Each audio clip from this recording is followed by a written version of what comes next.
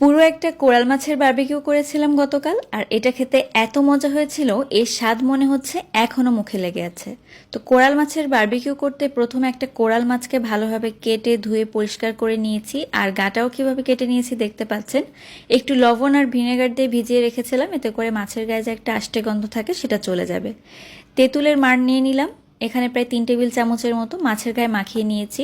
শুকনা মরিচের গুঁড়া 3 টেবিল চামচের মতো নিয়েছি, তার সাথে স্বাদ মতো লবণ, আদা বাটা দিয়ে দিলাম, রসুন বাটা দিয়ে দিলাম, দিয়ে দিচ্ছি সাথে জিরা বাটা এবং ধনিয়ার গুঁড়া। টমেটো সস দিয়ে দিচ্ছি, দিয়ে দিব খুব সামান্য পরিমাণে একটু সয়া সস, ফিশ সস দিয়ে দিচ্ছি, আর দিয়ে দিব ভাজা জিরার গুঁড়া। জিরার গুঁড়াটা কিন্তু অবশ্যই একটু ভেজে নেবেন। যে কোনো ধরনের বারবিকিউ মশলা এখানে ব্যবহার করতে পারেন, এছাড়া বারবিকিউ সসও ব্যবহার করা যেতে পারে।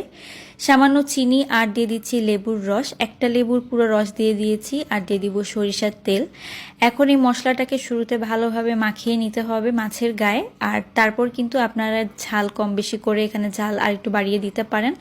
এই বারবিকিউগুলো একটু ঝাল ঝাল হলেই খেতে ভালো লাগে। তো এখন আমি 2-3টা লেবু পাতা মাছের পেটে দিয়ে দিচ্ছি। ওভেনে গ্রিল করে নিলাম 220 ডিগ্রিতে 30 মিনিটের জন্য। আল্লাহ হাফেজ।